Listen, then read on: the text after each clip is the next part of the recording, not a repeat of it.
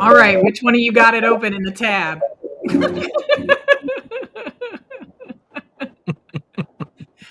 Mute your tab. Oh, sorry, that was me. I don't think it's me. Well, I was trying to type in my, hey, everybody, You're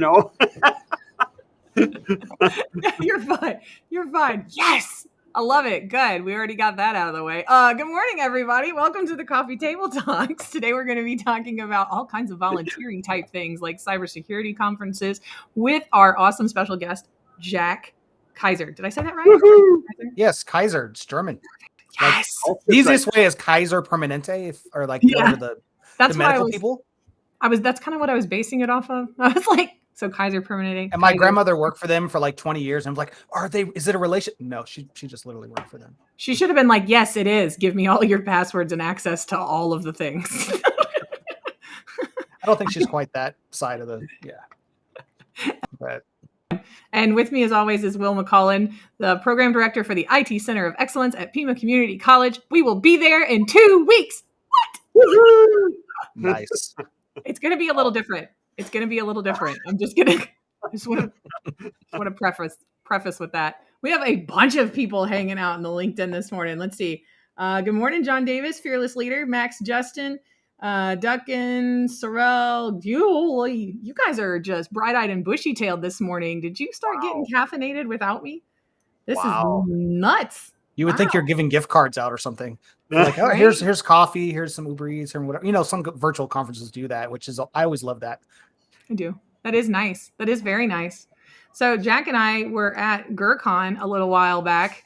That was a month ago, almost exactly, nearly. That sounds 2 days about off. And Jack goes to all kinds of conferences and mostly volunteers at, correct? Yes.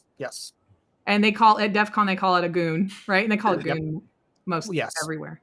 Definitely So how did you find out about volunteering and what for conferences specifically? Because we'll get to the other stuff too. But like, what was the first like conference that you volunteered for, and how did you find out that was an option for attendance, and what kind of benefits did you get out of volunteering? For conferences, the volunteering was more recent, like as recent as like DEF CON this year. But what ended up happening is that I used to pour, anybody who knows me, I poured like a year or two of just nonstop GX certifications, this and that, And then eventually I took the foot off that gas pedal. And then I started getting into the more conference scene recently. I'd been a couple conferences before that. And then I started volunteering at DEF CON this year, a couple months ago. And then ever since then, I'm like, all right, where's another conference to go to? All right, cool, I want to do this again. And now, like, for the next year or so, my mode is meet as many people, networking with as many people as I can, volunteer everywhere I can. I've been doing mentorship stuff on the side with Cybrary and some other platforms as well. And just more of like, I work 100% remote. So any excuse to get out of the house and meet people, awesome, let's go. I feel that. Yep. Yeah, it's definitely although I will say Chris Roberts opened the first B-Sides I went to a couple years ago, and he kind of pushed the whole volunteer and appreciating the people and stuff like that. That kind of put it in my mind, but I was super new then to security, transitioning from IT. So I kind of like put in a little time first, and then also my mentor I've had for the last couple of years started dropping subtle hits like, awesome, time for you to bring some people up, time for you to start, giving back, whatever, it's like, it's your turn. So I'm like, okay, fair enough. It is fair enough. I think so. We were talking about that with Jake Satcher a couple of episodes back. I was asking him, how long had you been working in the industry in a role? Did you feel comfortable? Like, I should probably start reaching out and bringing other people up. And he said it was about 3 years or something like that. He was in his role for 3 years, and he was like, oh yeah, But there's that imposter syndrome too, that you're like, am I helping these people? What do I know that they I don't? get like that sometimes, and then sometimes I'll get in conversation and I'm like, oh, I had a lot to say. Right. I didn't think I would. Right. And you surprise yourself in those moments. And then suddenly you're like, hey, that sounded real smart. Unless you play it back and you're like, oh, did I Yeah. say it that way? Right. Yeah. Stuff like that. So, How So- is all what are this some- affected you personally? I mean, has it helped you to grow in any way? Yes, it has. So like, I'll give an example. Like I'm never shy from asking for help. So one, if anybody ever asks me for help on anything, I'm usually really open to it. In all honesty, most people will ask you for support or help or mentorship or whatever. And then you might hear from them for a day or two, and then just they fall off a cliff and you just never, majority of the people. So the thing I kind of do is I put myself out there for volunteering, because I know there's about an 80% drop off on like, so I'll over allocate my time. Like, oh, sure, I can do that. Sure, I can do that. Sure. Because majority of the time, at least right now, they don't really follow back. So it's just like, well, until I get that allocation done, I'm just going to keep putting myself out there until I get to a point where, all right, cool, I need to cool off a little bit. Right. I think I maxed it out at GERCon. Because I volunteered for the conference itself, and I was really excited. Because, by the way, one of the benefits of volunteering, most of them let you in the conference for free because they want you to work it. Which is funny because I was working security at GERCon, and then I think I'd messaged you before. Someone who was going to ThoughtCon, which I heard was, I've never been, but I heard it's like hard to get tickets sometimes, whatever. It's like, hey, I have 2 free tickets. Do you need a ticket to come? Like the week before, I was gonna go, but something with my kids, and one of the kids in the class had COVID, so then he had to stay with me for whatever and all that. So I was like, I can't do it. But like that was just like an opportunity I wasn't expecting. And that's what I say as far as like the networking side is you never know. Also, don't worry about where somebody works.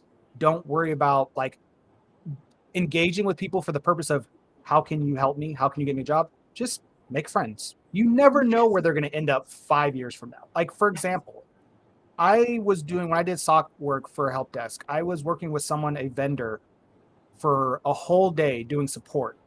And we were just talking BS and then whatever. And he's like, I want to do pen testing, whatever.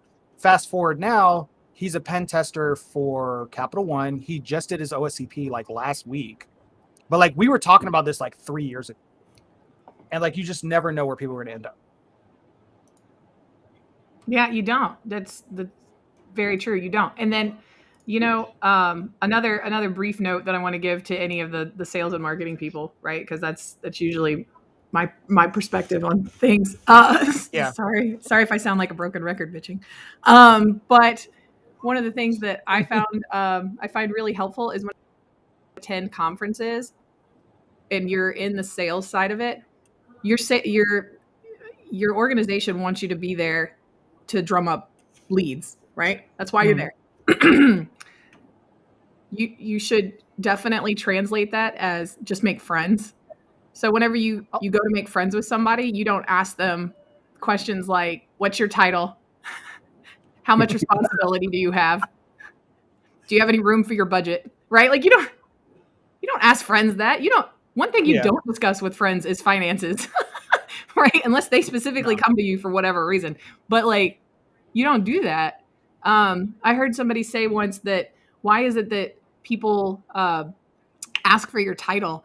And somebody else answered with it's because they're trying to gauge what level of respect they're going to pay you. And I was like, how much should I really care who you are? Right. Not as a person, but as you can help me. Right. How much can you help me? And that's a horrible way to go make friends, guys. Stop doing that. Just treat, it doesn't matter who they are.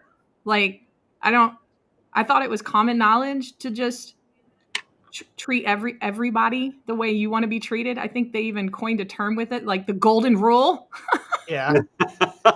If you have to know somebody's title for you to gauge what level of respect you're going to pay them, you're doing it wrong. I don't know how else to tell you that, but you're doing it wrong. There you go. Look, Jonathan Comstock, be human. Yeah. Be human. What's even funny is, so years ago when I was first going to like my first B-sides or whatever in the DC area, I remember I met a friend there. I can't remember what exactly his title was there, but at the time I had not even got my first sock job, whatever. He was like real encouraging, like, hey, based on just having your conversation with you, I feel like you're going to do great. You're going to do things. And then I just kind of took off from there. And it's just also nice to hear people like, because you kind of imposter syndrome, right? There's still a lot of stuff I don't know, but it's nice when you start talking to people in the field, get to know them, you get a better gauge of, are you doing better than you think you are? Because in most cases, usually you are, unless you're just really full of yourself, which most people I've engaged with in security are not really that way. There are some, but the people I engage with usually are like that. Yeah, well, there's so much ways to grow and connect with people in the volunteer scope. Like you mentioned, you have no idea where they're going to be in a short period of time. And two, if you are in a situation where you can help others, you're in a position where you can help create the folks that you need. You're in a position where you can help develop that next workforce, and that next workforce may be helping you, right? Yeah, definitely. Yeah, that's true. So volunteering at conferences, there's a couple of different things that you can do. You can just do what you're told. I tried to sign up for that position. I failed at it a little bit. I'm not even gonna lie. Because also while we were volunteering for GERCON, the do as you're told, the do as you're told rule, I had volunteered to do like a art benefit for ILF, which is another organization that I volunteer for, the Innocent Lives Foundation. If you've been watching this show, you know what that is. If you haven't, Yep. innocentlivesfoundation.org. Go click it, click the things. It's a good idea. So we did that, and it was amazing and stellar. And then, just squirrel chasing the whole time. So I'm pretty sure poor Molly, Molly was in charge of me. Yeah, I know with conferences, after I went to my first one or two, I kind of stopped going to more than like one or two talks that I was super concentrated. And then what ended up always happening was like, I'll just watch a recording of that later. I never watched it. But it was like, I do if they're relevant to, like, if, for example, if I'm doing like Kubernetes security stuff, and there's like some people stuff on that, I'll go back and listen to those. Or if I'm doing specifically, like normally when I go, there's at least a handful of job specific things I'm going to hone on to. So I can bring that knowledge back to my company. So to say, hey, there's actually something you got out of sending me here. So maybe you'll send me again. So I'll do that. I kind of do it like as a homework assignment, where it's like, I have to check off a certain amount of work requirements. And then sometimes if I'm more interested in certain things, I'll also go to those as well. But it's usually more of a, hey, I just want to meet new people. I want to meet other teams. Like our team that I'm in now is kind of young building. So I look outward to other people. What are they doing? Kind of get, kind of lay of the land type things like that, and kind of figure out what the ideas people are doing, the do's and don'ts. So we can kind of build our stuff out a little faster than what we normally would if we just internally did stuff all by ourselves. Well, let me ask you this, because I'm always coming from the perspective of education, right? And students getting into the industry, folks just trying to get off and get going. From your experience in doing volunteer work, is there any elements that you would say helped you to grow personally, or helped you to get into the business, or just things that it's helped you to grow in that you never expected? I will say Clubhouse is how I actually met a ton of people, which randomly my mentor at one point was like, hey, here's the thing. It's like, I don't have an iPhone. It's like, use an iPad. It's like, okay. So I got involved in that. And then actually through that platform, I met so many people that in the least of the last year, like my networking just blew up. And then that actually kind of had an effect where it then made me more outwardly focusing on connecting people on Twitter, on LinkedIn, and other platforms, where before I was more compartmentalized to like certain Discords or Slack channels or stuff with like cyber@IT, or whatever, BCA, Black Cybersecurity Association, things of that nature. But it just, like, as I started growing in other things I wasn't expecting, it made me more enthusiastic to be like, all right, cool, this is great. There's more things out there. And then it just kind of like opened my eyes to doing more. And then that sped onto the conferences, and it's just a different experience physically being somewhere and around people than on a virtual, thing. It's just a different experience, and it just kind of fed into all that. So for networking, volunteering at cybersecurity conferences is always super helpful. If somebody walked up to me and wanted to volunteer to put their production capabilities and like help set up the coffee table talks every time, you guys, I wouldn't turn you down. You want to come volunteer and put the coffee table talks on your resume? Okay.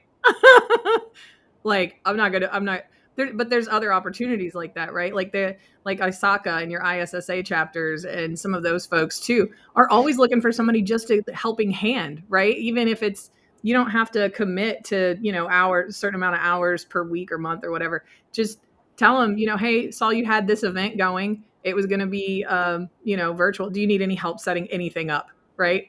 Or is there something I can do? You don't have to be an ISACA member to do that. Trust me, they're not gonna tell you no.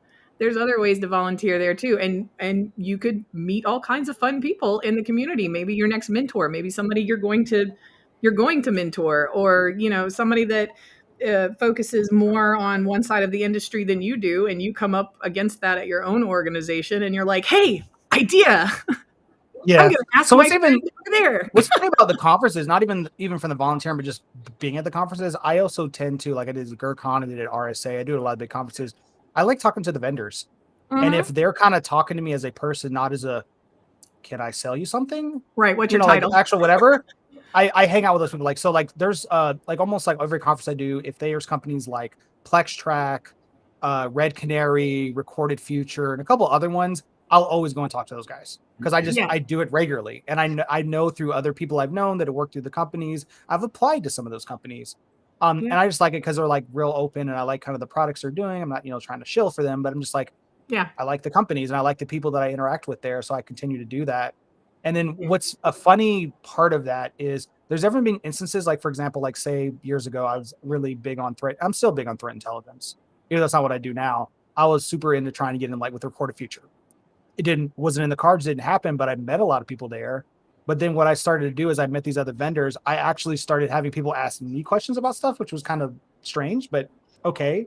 And then I didn't realize there were certain skill sets and things that I knew that are even helpful to the people that are in positions that I am seeking, which feels great. It does. It's a back and forth conversation, which is so cool. Cause like you're standing up to go, I want to help you. And then they're like, well, let us help you too. Like the back, like, that kind of stuff. Yeah. Like there was, I did a work study for a SANS class. I did a lot of work study for SANS classes.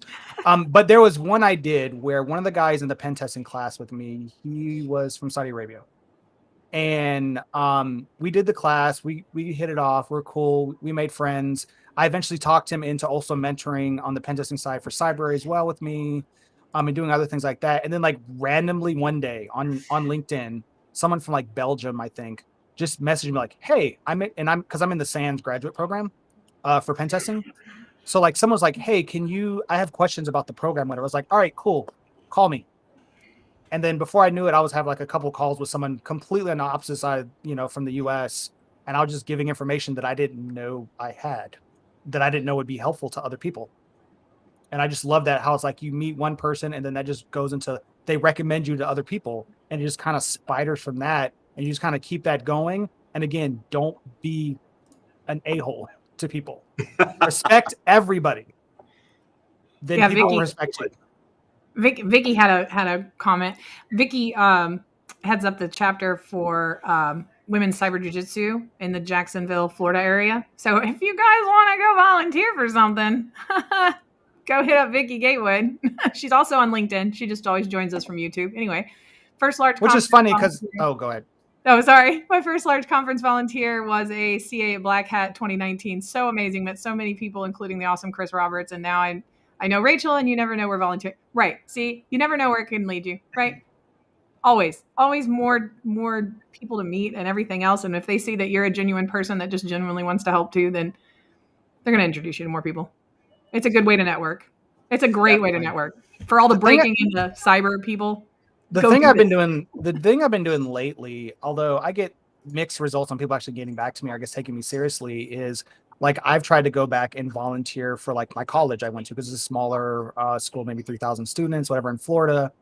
And even my high school, which is like a magnet, whatever, IT, whatever, like Right. one of my classmates I graduated with is like a math teacher at my high school.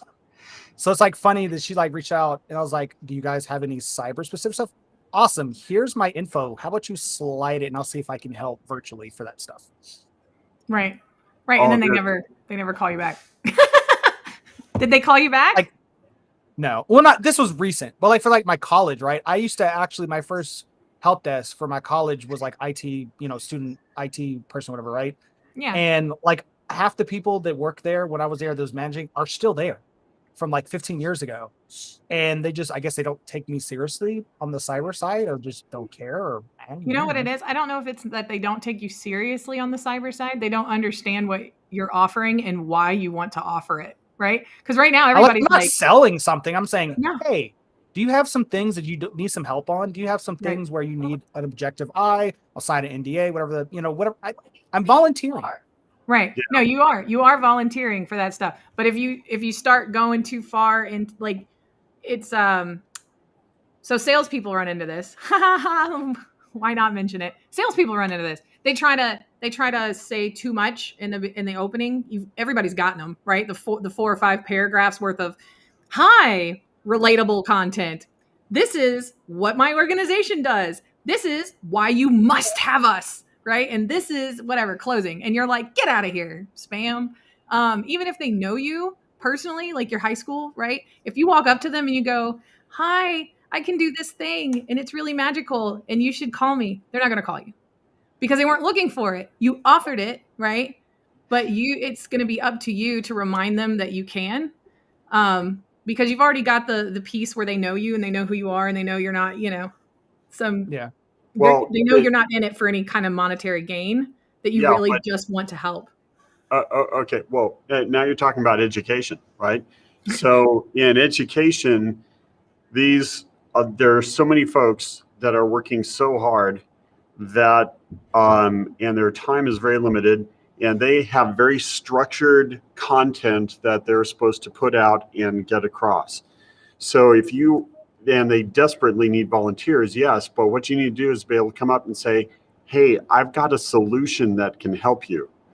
Here's something that we can frame. This is how you can improve your curriculum, right? As opposed to putting the work on them to try to figure out and understand what it is that you do and what it is that you have to offer. You need to present that as a solution, right? But the part that I like about this is that breaks out into whole different areas in the community, right? Conferences are awesome, but there are so many folks that need your help and perspective. Just being able to, if you walk up to somebody in education, you can say, hey, we could do a workshop, or we could do a weekend talk, or we could have some activities. I could help you with a capture the flag, anything along those lines. And it's incredible the skills that you can build in volunteering and just being able to work out problems, just being able to work out how to put an event together, right? Rachel, that you come in situations where you have to set the room. You have to be able to secure the resources. You have to be able to get folks to come to be involved. Those are huge skills to have. And where else can you develop that better than volunteering? It's true. Very true. Definitely there.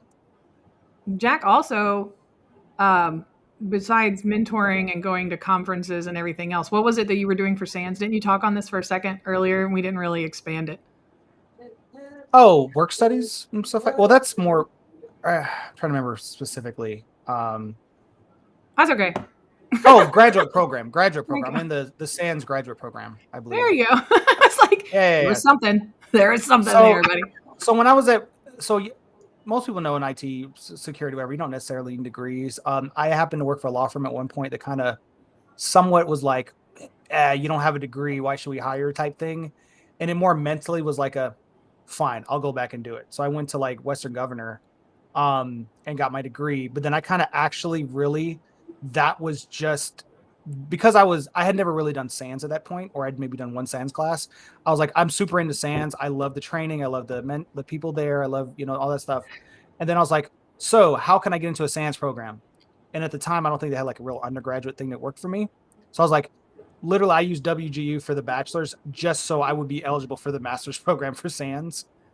And then I proceeded in doing like 4 or 5 work studies where they weren't even in my program. So like I could have been done by now, but I did like literally more classes than what I've done like 7 classes in like the last year and a half or so. So I kind of went overboard, which anybody who knows me, I just am overboard anyway. That's just how I am. Anything worth doing, worth overdoing, right?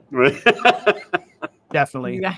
And again, that's why I was also like, from a time, just like from the way, like what I'm getting out of my time, I was like, I'm spending all this time constantly studying for another cert, constantly studying for this and whatever. Like, you know what?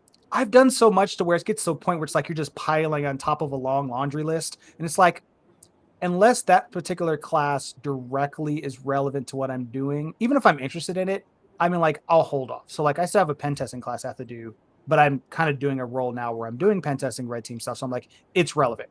So I try and pick whatever was in relevance versus just my interest. But then the volunteering side is what I kind of like to fill the gap that was consuming all the studying and the labbing and all that other stuff. Somewhere up here, John Davis said, way down.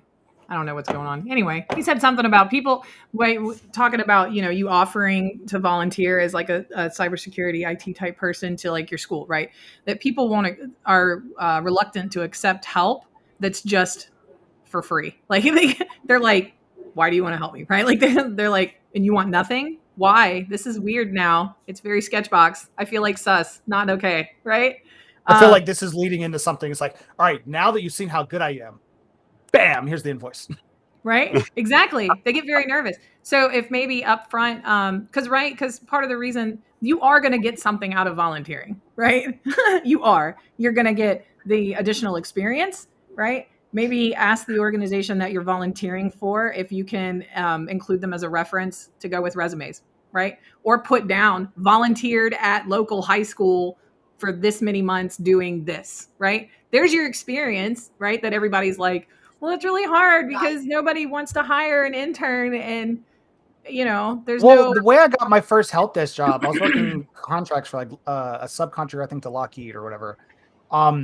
I got that based on IT experience I did as a work study, working IT for my college. Like I messed with computers and did all this. Like outside of the college, whatever, I did a lot of stuff, tweaking computers, virus removal, all the whatever stuff personally.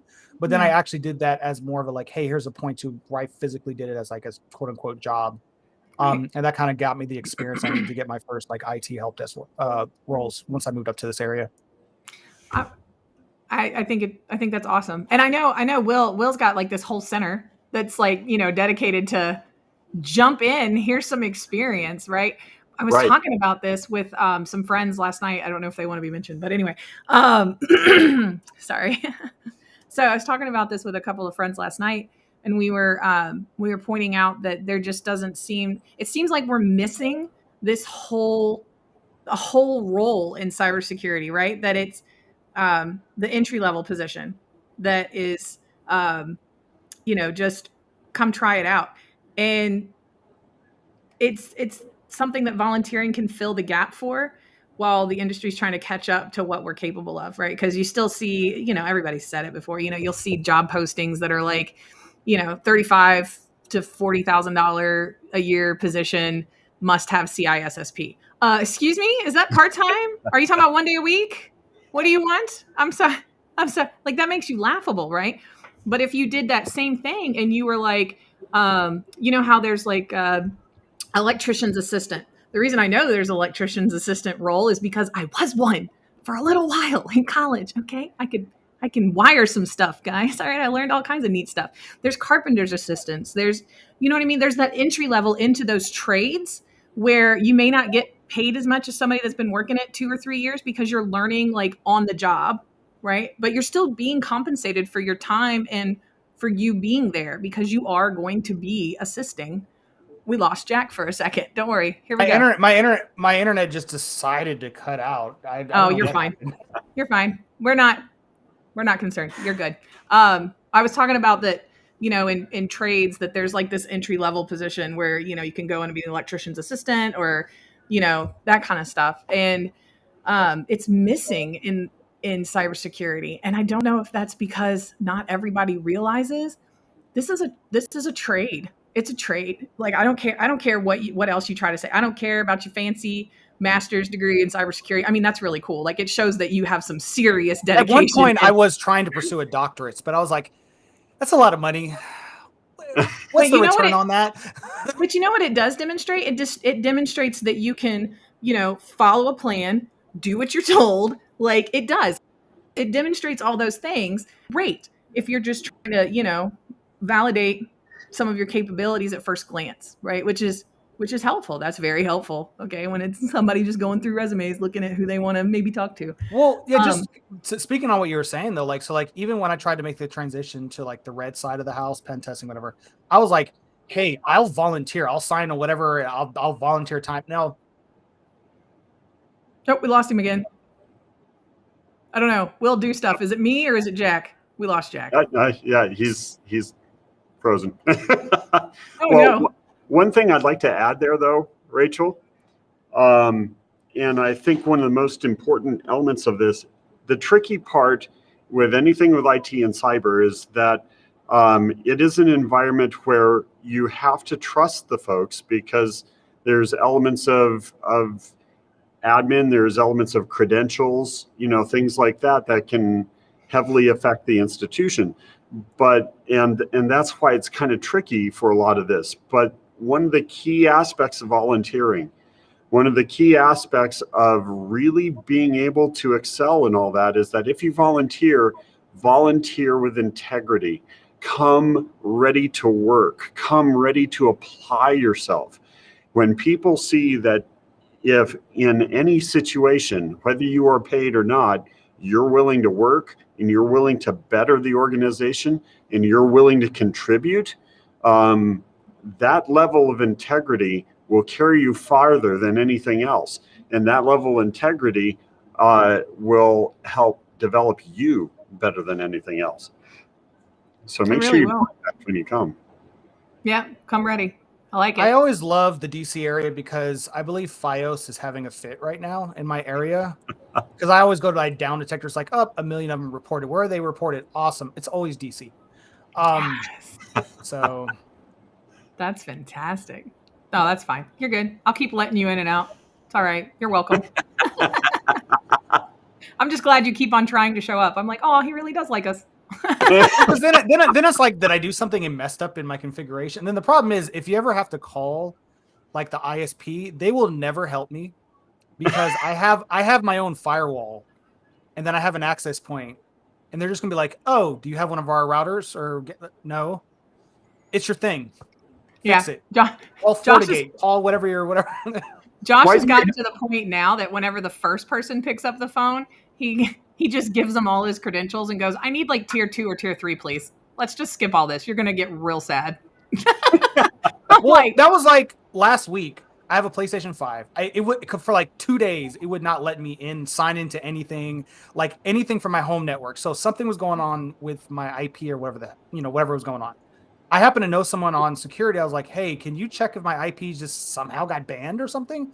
Yeah. And I never really figured out what it is. And like, I was about to call PlayStation and I was like, their support's not going to tell me anything. I was going to call my ISP, like, they're not going to tell, like, awesome, cool. I'm going to go on my firewall. I'm going to change my public IP manually to something that shouldn't work. Wait a couple seconds, DHCP, new IP, I fixed it somehow. But I'm like, I'm not going to waste my time contacting them and trying to get questions that I feel like I'm just going to go in circles for. Thank you, Ben. It's always fun. Look, Ben, this is the word I was trying to grasp. Not you, Jack. I'm pointing at Jack, but you know what I mean. Thank you, Ben. Apprentice. Thank you. We need cybersecurity apprenticeship. Thank you. Sorry. Go ahead. Electricians and stuff of that nature. Yes. Why aren't we doing that? This is an art, right? And as you're in it longer, you become more fluent at the art that you are performing because, there's no Josh and I were talking about this after what Chris Russell posted like a week ago. Why is it that there are so many more widely available red team style trainings that are free and open to the public, and there's not a lot of that for the blue team side of things? And then Josh and I went to the side and started talking about it. Because red is sexy. Well, and also everyone wants to be a pen tester. Everybody does, but hang on. The other reason is if you're coming at it from the offensive side, right? You're going to use the same tools no matter what the organization is or how their network is set up, right? You're just gonna. There's like a list of whatever your favorite top 10 things that you like to use first, okay? If you're on the blue team side, depending on the way that that specific network is set up, depending on the way that that leadership, what they want to prioritize, depending on their risk acceptance, depending on the, the attitude of the people that are working in that organization, it differs. There's not going to be a top 10 list of things that you automatically do or will be allowed by your organization. So it makes it trickier. And then it all configures differently with each other. There's a lot more ways to do. It gets very complicated and in the weeds very quickly is really what we came to on that side, which is why stuff like PIMA Community College, right? And they're doing the IT Center of Excellence. Why volunteering to go get your hands on, your school's network and stuff like that. Make sure, once you build the trust, okay, because you don't want to. And responsibility. Right. But it was why it's so important to have some sort of an apprenticeship or intern situation, because for them to practice their craft on an actual live environment, you can't get training like that. You can't produce training like that for somebody else. The problem in this industry, right? It's huge because we need those skills desperately, red team and blue team, and they need places to do that. And that was the whole concept of what we're doing here and why we built a student-run data center, right? Because it's difficult. And you bring up an excellent point in there's so much more of IT that falls closer to the apprenticeship model. I mean, look at certs, right? What are certs but trying to an industry desperately trying to point out, journeyman, assist, apprentice, those different levels they're desperately looking for something to say, here, this says that I know how to actually do it. Right. And I don't understand why we don't just, I don't know, maybe we feel like, well, we don't want to associate ourselves with blue collar folks, right? Like, why not? That's what we're doing.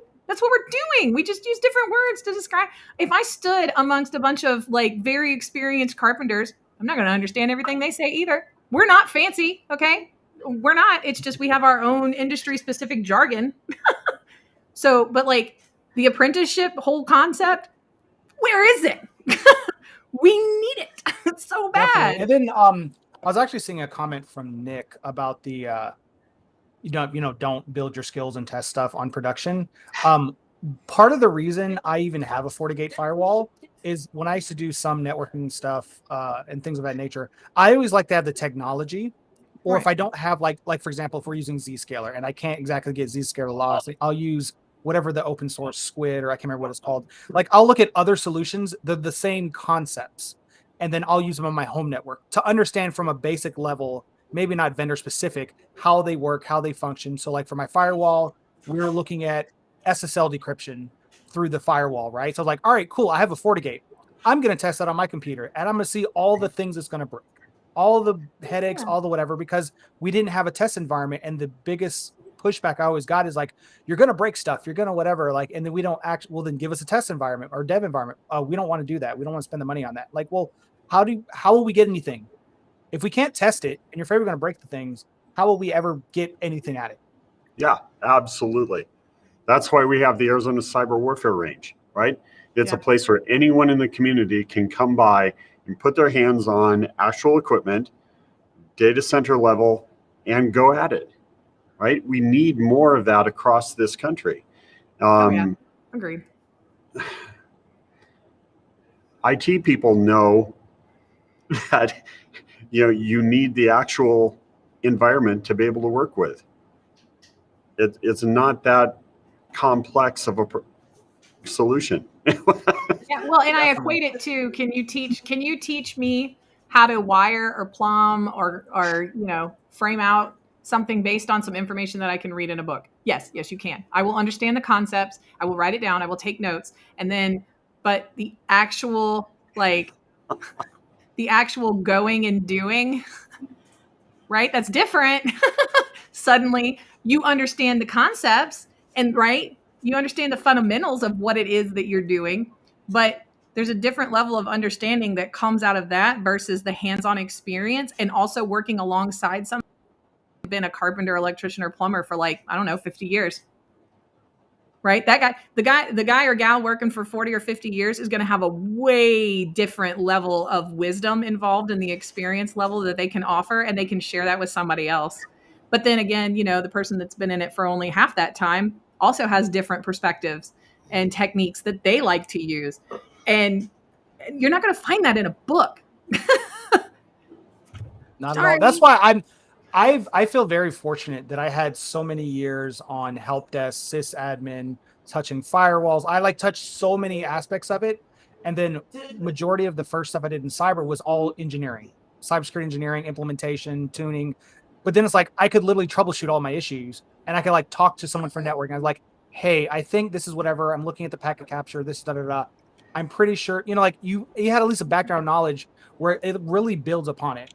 Which, again, you don't have to have the background, but people kind of sometimes downplay the importance of just knowing and playing around and kind of having some sysadmin, Active Directory, very basic things, because you can kind of understand, when something doesn't work, you almost in your head could just, diagram it, and then okay, I understand how this works or doesn't work. And it just kind of helps in the process, and it helps when you're also communicating, because a lot of times I find traditional IT, non-security specific people and security a lot of times do a lot of infighting. It's better when you have a common ground with them and you can kind of understand hey, I want to do this. I'll give an example, right? Using a solution like Psychotic Secret Server or CyberArk, right? A lot of people, you get pushed back on the password managers, the complex, blah, blah, blah. All right, cool. Awesome. I say, hey, give me all your use cases that you use your credentials. Let me find a way to craft a RDP launcher or a SQL Server Management Studio launcher, different things where I can show you how I can, within a couple clicks, when we configure this for you, I can make your process easier and it's more secure. So I always look for hey, how can I help you? And then you're helping me at the same time. And that's the only way I've seen in some companies that get adoption of certain things where there's pushback, specifically from the IT staff. Yeah, well, you bring up a very good point, right? How many times have you seen throughout this industry where the different areas in IT, when they don't cooperate well enough together, it then becomes a tug of war, right? Between networking, between systems, between desk, and then when any problem pops up, it starts to become a finger pointing match. And we've got to develop to where we can get IT working as teams together and appreciating each other's skills, cross-training each other's skills so that we can make that happen. A really good place to start a career is in K-12. I mean, that's where I started up, because you have an environment, an enterprise environment that has thousands of users, right? And they don't have enough resources to really develop that. So if you really want to learn, if you really want to grow, just by putting forth your desire, you can learn a whole bunch of different disciplines very quickly with this type of equipment that you're talking about, right? Because they're using the enterprise class firewalls. They're using the enterprise class networking, all of that. Most definitely. And then even the thing that they kind of helped me, and what I kind of try and push on people is, sometimes people always target the super large companies or whatever. I'm I learned way more stuff in 3 or 4 years. My first job working at an MSP, we were mostly supporting companies that were smaller. Majority of the security stack stuff I learned, I learned Active Directory policies, firewall, setting up SIM stuff, tuning EDR, how to evaluate pen test reports, make remediations, make planning, do architecture planning. At an MSP, working for Oh no, working at an MSP. Remember, he had that thought. Yeah, I lost his connectivity again. Like it just. I have this neat little thing that says 0 network connection for Jack. I'm like, oh no, that's upsetting. Yeah, so everybody that got to see my dogs for a second. By the way, Odin and Thor always hanging out in the background. Yeah, they're good. They're good boys, right? But Odin was like pushing my arm really, really hard just then, and I'm messaging Josh over to the side, like, "Can you please let the puppies out? I think they need to go potty." Hi, Jack. Welcome back. Nope, still frozen. Dang it. That did not work. That did not work. It's not working at all. Oh no, he dropped down to 010 again. Can somebody volunteer to go help whatever ISP Jack might be? Oh, I feel his pain, man. I feel his pain. I've been there. This was me after Hurricane Ida. This was me. I did this a lot. I was like, nope, connectivity's not. It's just not going to happen. And he's absolutely right. When you try to call the ISP, they're like, "So you have yours in bypass mode?" Right? We can't help you. Right. Well, like mine is literally an ONT or whatever. Like here's the Ethernet cable, just literally plug into a firewall, go, and then my firewall leads to another like a Nighthawk that I use as an access point or whatever. And I'm like, because all their tool set that they use is all dependent on them sending signals and stuff to something they can read. And it's just like, oh, I have no idea what that is. I'm not going to touch that. You were talking about MSPs whenever we lost you. Oh, I was saying I learned so much in MSPs, helping smaller companies. Most of these companies were like 100 or less people. They're like super small, but like they're companies that don't have enough budget for the size for proportionally how they're doing things, where they have like their own internal IT people. So they offload it to like MSPs. And then you get a lot of experience to a lot of different things that are happening for those companies. I eventually went on site for a company, kind of being almost like a contractor per se. But in doing that, I have the support of the MSP I'm working for people that have way more experience than I do, people to pull from, guide from. That's how I met the mentor I always speak of, Terrence Jackson, who works for Microsoft now. I met him because he was head of security at the MSP I worked at for a while. And I just learned so much from him over the years. That's awesome. Yeah, and small businesses, you want to help save the nation, help those folks, right? They are. Because that's a great target. So let's help them out. At the beginning and all along the way to a lot of different supply chains are mom and pop shops. Just saying. helping the small potatoes might mean helping the greater good. Yes. Okay. In a big way. We lost Jack again, just in case anybody was wondering why he was so still. Oh, somebody else said soft skills. Raymond, I don't know exactly what you were referring to when you said soft skills, but aren't they just human skills? Well, it's because we're soft. Is it because we're soft? Because we're squishies? Can we call them squish skills? I like that better. Squishy skills. But they're human skills, right? It's how to relate to people and how to get your point across and not be a jerk or sound commanding or like you don't want to hear their opinions. That's a thing. Definitely. Nope. Jack's still not there. We're just going to do this back and forth. That'll be great. Fantastic. Remember Pong? It's like that. Yep. It's exactly like that. So let's talk about Tucson at the end of the month because we got 10 minutes here and I feel really bad because Jack's connectivity. I really need somebody to go volunteer at Jack's ISP. That's what I definitely do. Great. Now we can't hear you, buddy. This isn't working. I know. Sorry, I muted for a second. Oh no, I'm like 2 seconds away from literally getting a secondary ISP and doing failover on my firewall because it's just so much of an issue. Because I work from home too. So like, that just means all my burp scans are just effed at this moment. So awesome. Great. That's not fun. That's not fun. I'm sorry. Welcome back. So we are doing something really, we're down to the last 10 minutes. So you only have to struggle bus for like another 10 minutes. I'm so sorry, Jack. That sucks. I know what that feels like. No, that's fine. That just means the ISP is going to fix their stuff in 10 minutes. Exactly. Yeah, it will be. It's always that way. It's like all of a sudden. So anyway, first of all, next week No, in 2 weeks. Wow, I'm glad I didn't do that. I almost caused myself a mini heart attack. Yeah. It's like next week I was like, what? Right? Don't panic. All right, so look, like 4 or 5 months ago, I had this little idea, and I was like, "Hey, Will, did you know in October it's going to be like almost a year that we've been hanging out together? We should do like a 1-year anniversary thing, and we've never met in person, and I should just go to Tucson and say hi to you. What do you think?" And he was like, "That sounds great." And then yesterday, I got off a phone call with Alyssa Valentina Knight, who was bringing her entire production crew to like this. It went from like here to like like so big, right? It's so big and all encompassing.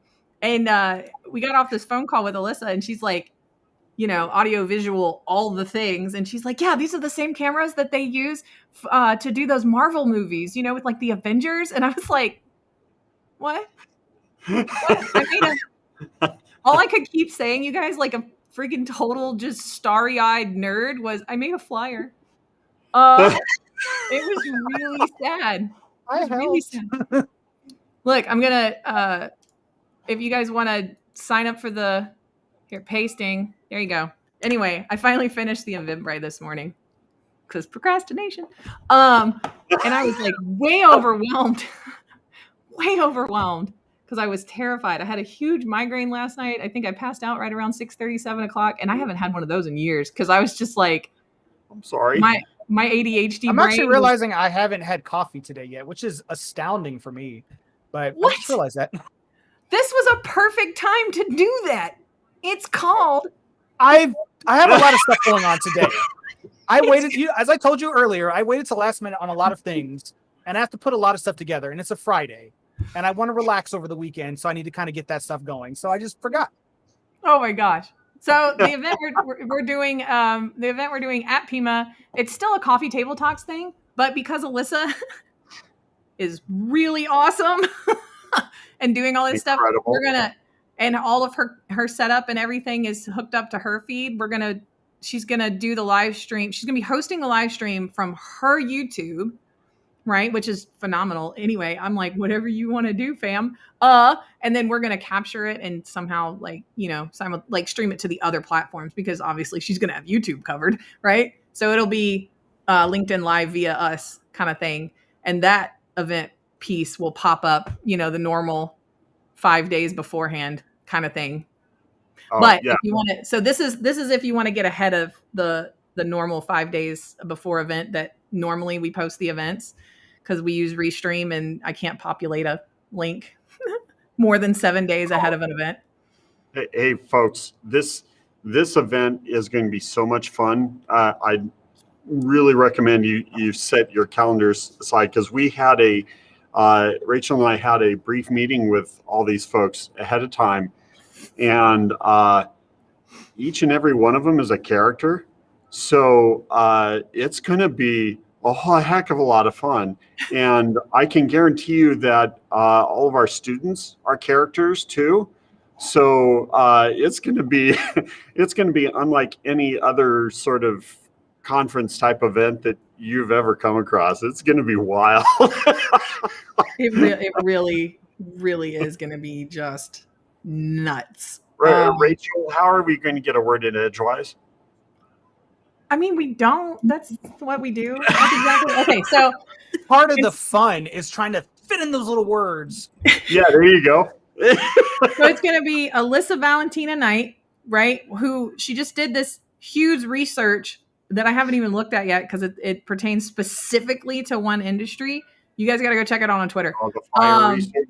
Oh, it's incredible. She just released a paper that has caused a great big stir in the fire healthcare industry. And there's a lot of people that are trying to point at her stuff as opposed to dealing with the problems. And so she's been just hammered with that, but doing an awesome job.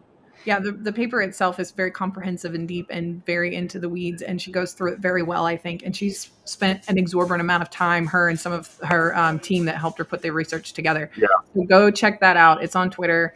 There's no paywall or anything. You just click it. It's okay. Anyway, Alyssa Valentina Knight's going to be joining us. Chris Roberts is going to be coming with us. And if you've been following Chris Roberts, he's been doing a few things around IoT and farming equipment. Okay. Like, did you guys know that if you can change how far down a seed is planted by a piece of farm equipment, we would have serious problems. Serious problems. Okay. Like even by an inch, just an inch. This is scary. Okay. So Alyssa Valentina Knight, Chris Roberts, Ryan Cloutier, who is so involved in like the K through 12. You want to talk about somebody that wants to volunteer for education. Okay. Ryan Cloutier. Go check them out. He's the president of Security Studio. He's on the Security Shit Show with Chris and Evan. He does all the things. He'd be more than happy to help you out and give you some more resources for any sort of volunteering things that you might be interested in. Then a champion for an area that desperately needs champions, and that's fantastic. Yeah. And then Brett Scott, who is a co-founder for the Arizona Cyber Warfare Range.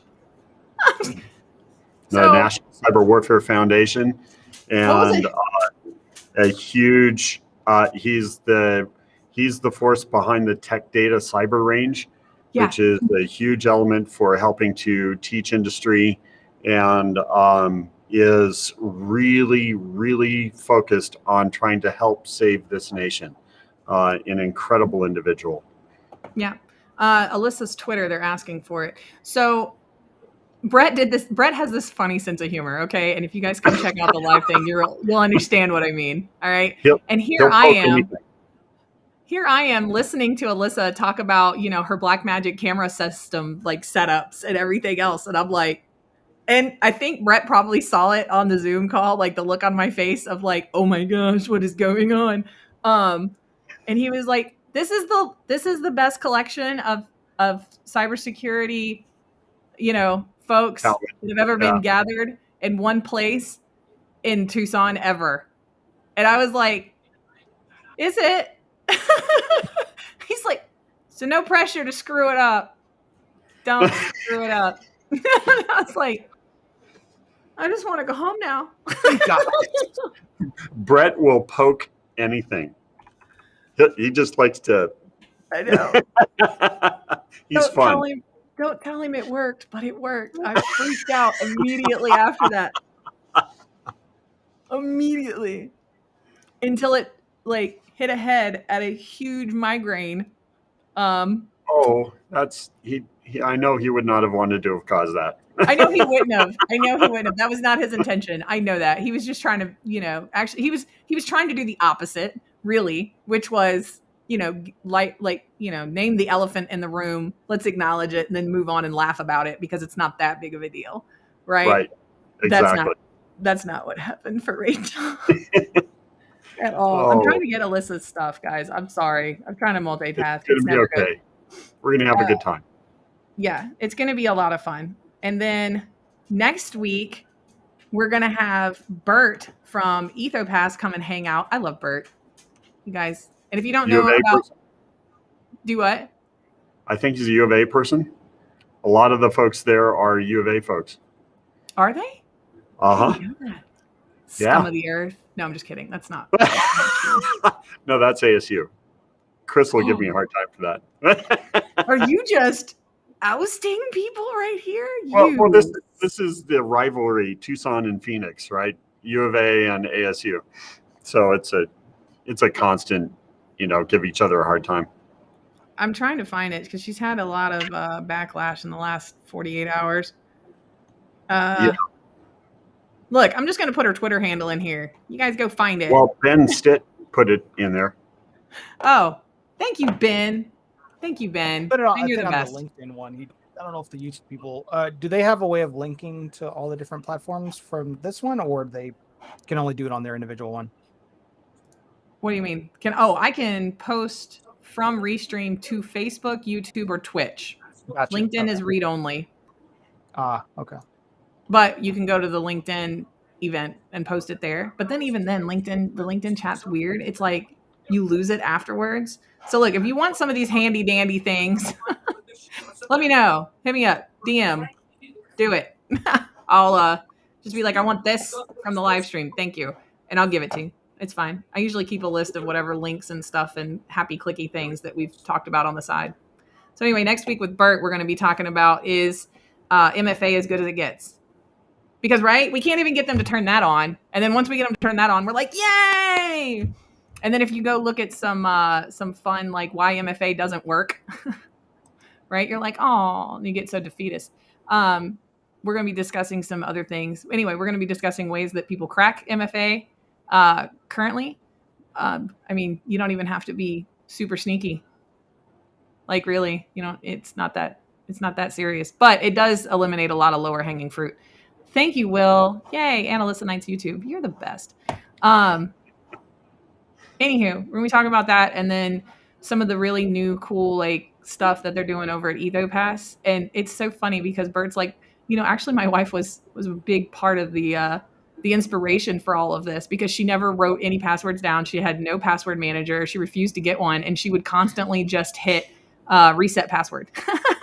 Every time. She never tried to remember any of it. She just used the reset password function for everything. And I was like, you know what? That's not bad though. Because if you locked your stuff down so hard, you can't even get into it. That's nice. That's a nice function. So I have a question for you guys, just personally, because I've made some changes recently. How do you guys feel about storing your MFA tokens on like YubiKeys versus like using cloud solutions like Authy and some of those other ones? Because that's kind of what I've moved towards. Is doing towards the cloud?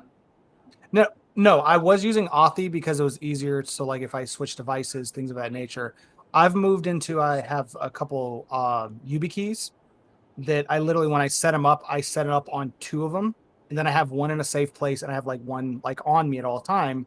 That's and why. then, like for MFA, YubiKey has an application on your phone that literally the phone stores none. It's not on the web. You just open up the app, plug in the YubiKey, and then you can see your keys.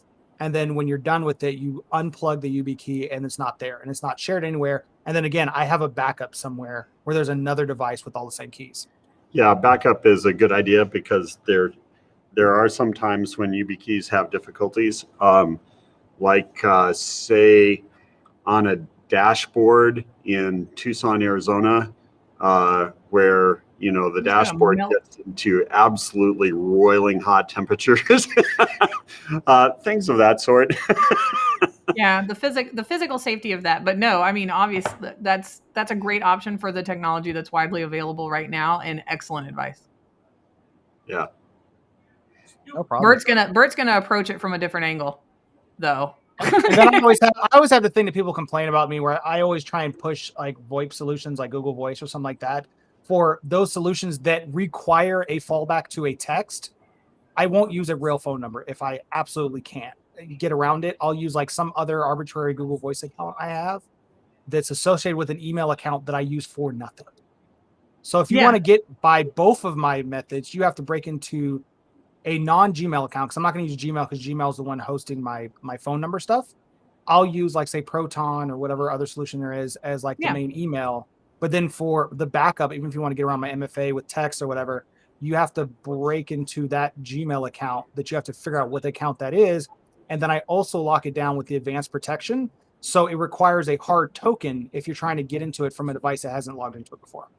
Perfect. And now you're quickly getting into the $5 wrench category, right? If you've ever read those XKCD cartoon. So you know how people put like ADT signs out there. Let's just hit him with a $5 wrench until he gives up his. Well, you know how people put ADT signs out in their front yard that don't have ADT. Yes, that don't have ADT. Jack just put his ADT sign out in his front yard, but he actually has it. So, in case anybody's wondering, that's how you do that. If you've got the security level there, like, why not advertise it? Because then you will automatically identify yourself as I am not the low-hanging fruit, and you are going to spend a lot of time to get whatever it is you think I have. A lot. It's going to be real hard, and the cops will probably be called when my alarms trip off. Anyway, you guys have a great weekend. Jack, thank you so much for coming and talking about your experience directly with volunteering at conferences and some of the mentoring that you do and everything else. It's very cool always to, me and Will can stand up here all day and just be like, you should volunteer and do it. And then here's somebody, in a role actually functioning, have pivoted from one side of security within your organization to another side, how you got started, And it all kind of leads back to your ability to network within the information security community through volunteering, right? Because it didn't cost you anything other than your time. Okay, it costs time. Outside, unlike the thousands of dollars this Sands has gotten from me, but I paid most of it out of pocket. Right? Like, thank you. It's always much better to hear it from somebody's actual story. I mean, I know what volunteering has done for me, but people listen to me talk all the time. I'd rather than listen to somebody new. Right? So if you want to go, can talk and talk and talk. So don't get me started. So I know. So him and Casper invited, like, were the reason I was hanging out on Clubhouse for a few months, and it got so noisy. You guys, I love you, but I was like, I could spend a lifetime. But if you guys want to go follow Jack on Clubhouse, how do they do that? How would they find you, Jack? in all honesty, probably just hit me up on LinkedIn or something because I don't have the link on me. There you go. That's fine. So just LinkedIn or Twitter. Twitter is, I think, Lazy Tech Gamer is the handle for that. And most people, if they can do any basic OSINT, should be able to find me with my name. And I have Lazy Gamer also contained within it. But if not, I'm sure there's other people that know me or know some sort of way to get a hold of someone to pass the info along. Yeah, so if you suffer from social anxiety via text on any social media platform, sorry, you're never going to get there. But if you don't, and you're brave enough to come ask questions because we invited you to do that, you're going to get there, and you get to go hang out with Jack on Clubhouse because he's on there trying to help everybody and anybody all the time, and also has a deep interest in cryptocurrency, just for any of my crypto nerds. Okay. I have a mining rig. I have investment strategies. I do stocks. I do all sorts of stuff. He does all the things, and he's willing to answer all your questions.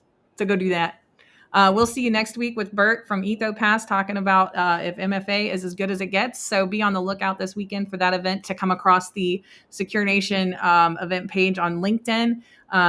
For the YouTube, it's going to be at the YouTube channel, The Human API, all one word.